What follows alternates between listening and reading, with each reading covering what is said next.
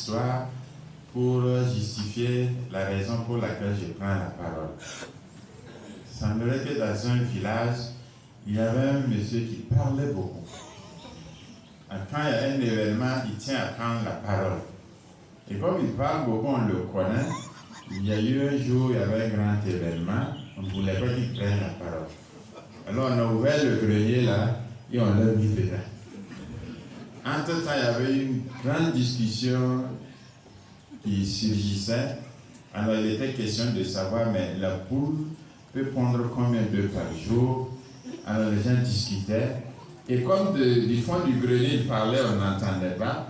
Alors il a fait un tour au niveau du grenier là, et on voyait sa main là, qui faisait comme ça. Donc il tenait à dire quelque chose. Alors, donc comme depuis, on ne m'a pas donné la parole, parce que le Seigneur n'a pas voulu que je parle. Et parce qu'il était beau de voir comment la communauté traduit sa reconnaissance à l'endroit d'une si grande personne, si simple, si vulnérable, mais qui abrite la bonté et nous transmet la miséricorde de Dieu.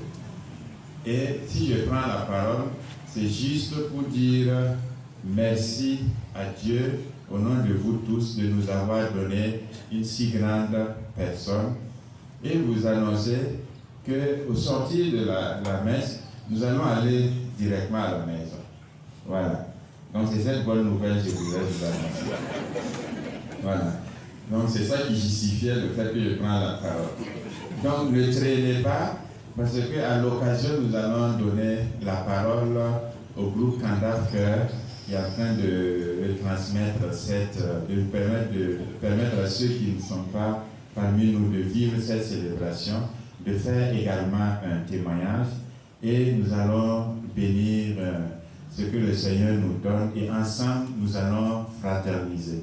Nous allons prendre des chants de louange et rendre grâce à Dieu pour que vous allez chanter et moi je vais m'occuper des autres choses. Que le Seigneur vous bénisse. Amen.